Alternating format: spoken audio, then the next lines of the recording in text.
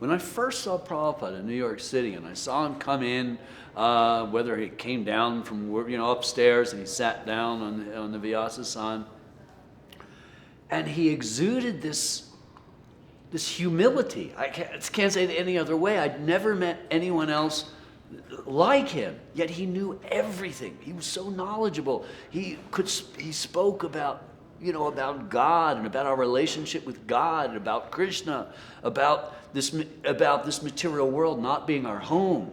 Whereas all the other gurus I'd been to see seemed to want to impress me that they were almost like Jesus. It says, I am the way, I am the light, and some of them had some pretty powerful energy. I remember Guru Maharaji was my friend, was becoming his disciple, and took me to see him, and he just touched me here. I felt like someone had hit me with a light stick or something from Star Wars. Seriously. So he obviously had some Shakti, some energy like that, but I'd met so many of these gurus, and none of them just made me feel anything. And when I saw him, it was like, when I saw Srila Prabhupada, it was like I finally met my guru. I knew as soon as I saw him, I knew I'd met my guru. And I came back and I started to study his books, and the first few Srimad Bhagavatams were available at that time.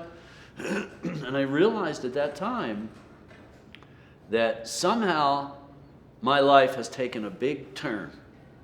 That there was no way from this point that I could be peripheral anymore. Because I read Alan Watts, and I used to, Baba Ram Das. I was, to Richard Alpert, and before it became Baba Ram Das.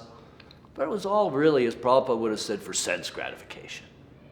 Then when I met him, Srila Prabhupada impressed me so much that actually spiritual life is something very serious, and at the same time is something very sweet. We had a terrible car accident shortly after. We weren't there very long. And luckily, I had a 1954 Ford, which, as you would remember, they're like tanks. So we got in this accident in Honolulu, downtown, and the other car, they were destroyed. We all lived because the car was like this. And I remember Srila Kirti and I were out there. We were in Dodi's, and we're out in the street in our Brahmin underwear. Because, with the car spun around, we got thrown out into the street, and we had just come from the market. We're thinking everything's $1. This is what, 1975 or something, and we're in the street. I remember Srila Kirti thinking, pick the papayas up, they were $1. So, but afterwards, when we came to see Prabhupada was so compassionate. Wanted to know how we fared, how we were, from it. And actually, both of us have bad backs to this day from this. But as the weeks went on, I couldn't keep up the Pujari service. I was actually doing everything, which was very difficult. I'm a neophyte, and it was very difficult for me. And finally, I just couldn't do it. My back, I couldn't stand, I couldn't walk, I was crawling. And so I told Srila Kirti, I really need to speak to Srila Prabhupada because I can't do this. I just can't. I have to recuperate. I'll never walk again, the doctor said, if I don't do something. So the word got out that I was going to say I have to leave.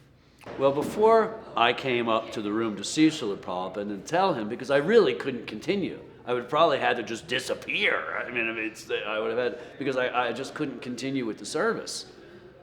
And, Guru Kripa, those that would remember him back at that time with Yashodananda, they were very, very strict.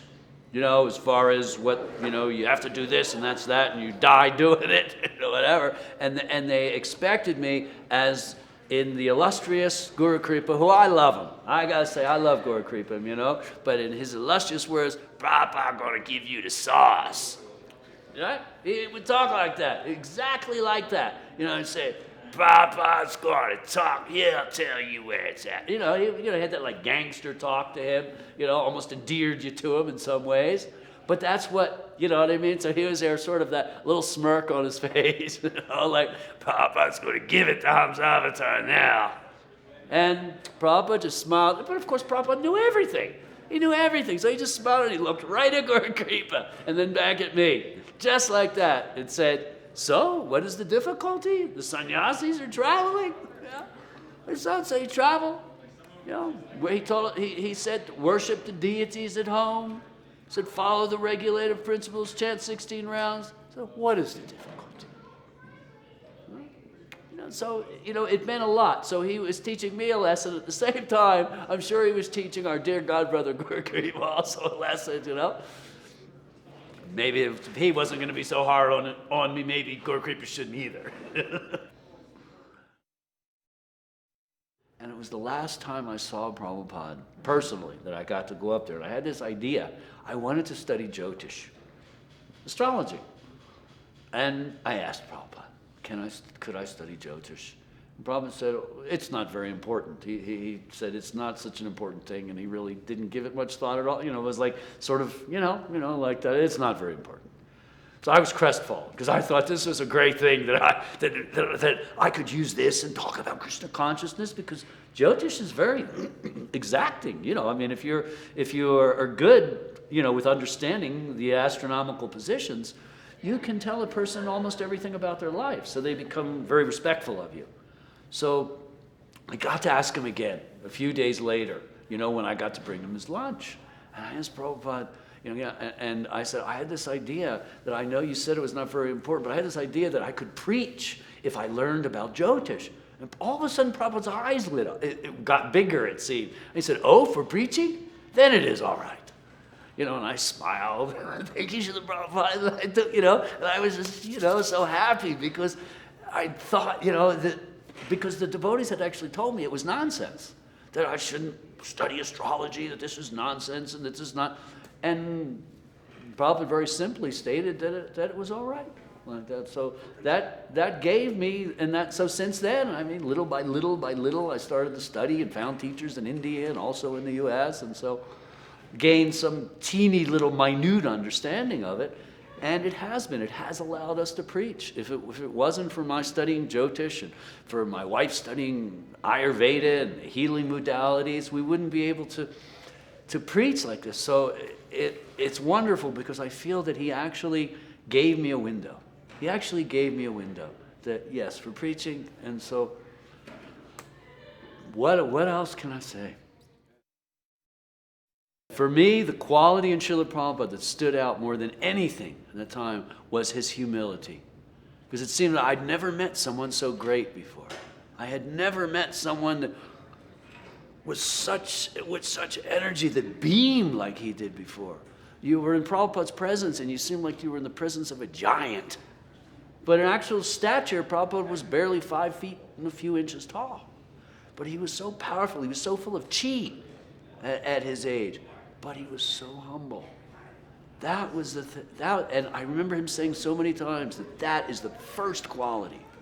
That if you have not humility, then how can you possibly expect to make any advancement in spiritual life? So that was it for me, is that every other person that I had met that was a guru, that was a so-called spiritual leader, wanted you to know that. And all he wanted you to know was, please chant Hare Krishna. It's all he asked. He didn't ask for any worship. He didn't say, remember my name. You didn't see his name up in lights anywhere. All he said was, please chant Hare Krishna.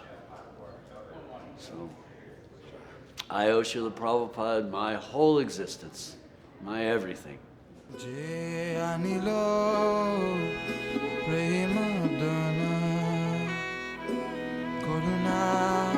Prachur